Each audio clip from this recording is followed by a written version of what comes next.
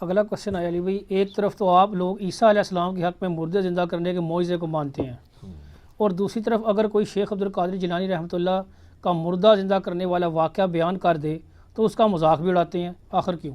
اس لیے کہ حضرت عیسیٰ علیہ السلام کی سند تو قرآن میں نازل ہوئی ہے، شیخ عبد القادر جیلانی رحمۃ اللہ علیہ کی سند کہیں نازل نہیں ہوئی ہے۔ اور یہ جو کہانیاں آپ کو کرواتے ہیں نا کہ اگلے انبیاء کو جتنے معجزات ملے تھے وہ ہمارے نبی علیہ السلام کو کمبائنڈ فارم میں مل گئے، یہ بھی کہانی ہے۔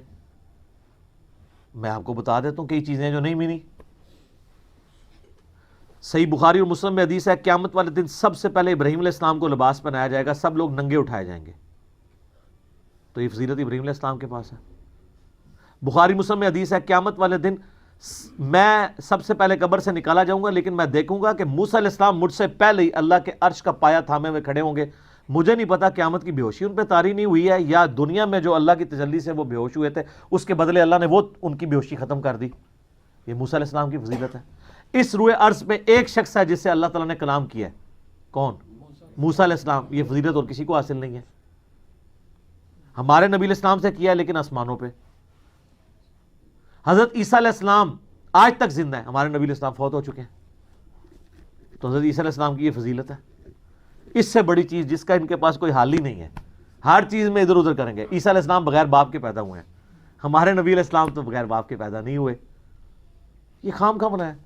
یہ تو سورۃ الانبیاء کا پہلا صفحہ پڑھیں، اس میں کافروں کا اعتراض تھا کہ اس نبی کو وہ معجزے کیوں نہیں دیے گئے جو اگلے نبیوں کو دیے گئے۔ سورہ نساء میں آتا ہے کہ کیوں نہیں کوئی آسمان سے بجلی آتی اور وہ قربانی کو کھا جاتی، جب تک یہ معجزہ نہیں دکھائیں گے ہم ایمان نہیں لائیں گے۔ تو اللہ نے کہا نہیں، اللہ کی مرضی ہے معجزات پہ۔ سورہ بنی اسرائیل میں 8 کے قریب معجزات وہ مانگتے تھے، اللہ نے فرمایا تم کہہ دو میں نبی ہوں، رسول ہوں۔ تو سر شیخ عبد القادر جیلانی نے کہا نبی علیہ السلام کے بارے میں بھی کوئی صحیح سند سے ثابت نہیں کہ آپ نے کبھی مردہ زندہ کیا ہو۔ قرآن میں نفی آئی ہے اس کی، ورنہ تو قرآن میں آتا ہے کہ تم کہتے ہو لو ہم مردہ زندہ کر کے بتا رہے ہیں۔ قرآن میں کہا جا رہا ہے کہ نہیں، قرآن معجزہ ہے، کیونکہ وہ معجزہ آپ کی زندگی تک ہونا تھا۔ اور پھر اس میں وہ کہتے ہیں کہ شیخ عبد القادر جیلانی رحمۃ اللہ علیہ نے معجزہ بڑی اس میں شڑول مارتے ہیں جناب۔ وہ کہتے ہیں کہ انہوں نے عیسائی کو کہا کہ تیرا نبی تو کہتا تھا کم باذن اللہ، میں کم باذنی کہتا ہوں، میرے حکم سے کھڑا ہو جا۔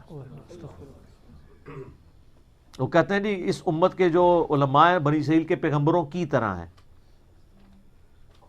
ہاں اپنے منصب میں پیغمبروں کی طرح ہیں، مرتبے میں نہیں۔ کیوں؟ یہ پوری امت دائی ہے۔ کنتم خیر امت اخرجت للناس تأمرون بالمعروف وتنہون عن المنکر۔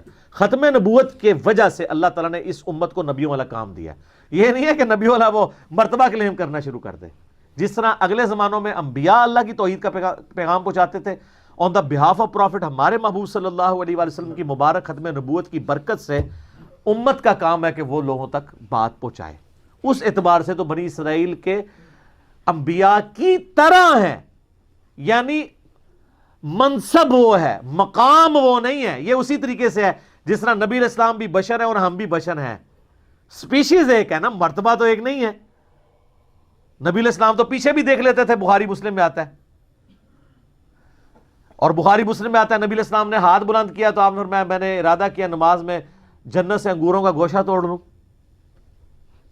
اور بخاری مسلم میں آتا ہے نبی علیہ السلام سوتے تھے وضو کر کے، اس کے بعد خراٹوں کی آواز بھی امہات المومنین سنتی تھی اور پھر اسی طریقے سے نماز پڑھاتے تھے۔ تو پوچھا تو آپ فرمایا کہ میرا صرف جو ہے وہ آنکھیں سوتی ہیں، جسم سوتا ہے، دل تو جاگتا رہتا ہے۔ یہ پروٹوکول تو کسی کا نہیں ہے۔ تو یہ ذہن میں رکھیں، یہ کہتے ہیں نا کہ بھی وہ ساری چیزیں حاصل ہو جائیں گی، اس طریقے سے حاصل نہیں ہوگی۔ شیخ عبد القادر جیلانی کے لیے کوئی سند نازل نہیں ہوئی، بالکل ان کی طرف جھوٹ منسوب کیا۔ اور اگر آپ کو شیخ عبد القادر جیلانی سے اتنی عقیدت ہے تو میرا ایک معصومانہ سوال ہے کہ شیخ عبد القادر جیلانی نے نماز کا طریقہ کون سا لکھا ہوا ہے؟ ہاں، مرنے سے پہلے اے مسلمان کر لے اس پہ غور، کتابوں کا خدا اور ہے، بابوں کا خدا اور۔ تو غنیت الطالبین پڑھے نا، اب تو کہتے ہیں جی وہ کتاب ہی نہیں ہونا دی، کتاب ختم تو بندہ بھی ختم، پھر کتاب ہی نہیں رہی تو بندہ بھی ختم ہو گیا۔ تو کتاب ہے، اس پہ میرا کلپ ہے 11ویں والے پیر کی نماز میں نے بتایا کہ صرف ایک آدھ بندہ ہے جس نے انکار کیا، باقی اکثریت محدثین کی، اہل علم کی، یہ ان کی کتاب مانتی ہے، اور ان کی نماز کا طریقہ وہی ہے جو بخاری مسلم میں لکھا ہوا ہے۔ اور وہ یہ ان کے نام پہ 11ویں کھا سکتے ہیں، ان کو فالو نہیں کر سکتے۔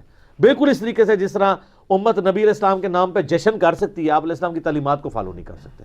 مشکل کام ہے نا۔ غلامی رسول میں موت بھی قبول ہے، داڑھی بیوی منع کرتی ہے، ماں دودھ نہیں بخش دی، نہیں، ختم، ٹھوس. ہاں بینک توڑوا لے، سڑکوں پہ ٹائر جلوا لے، لیکن پریکٹیکلی دین پہ چلنا یہ بہت مشکل ہے. فجر کی نماز کے لیے اٹھنا مشکل ہے، یہ قبول نہیں ہے. ٹھیک ہو گیا. ٹھیک ہے.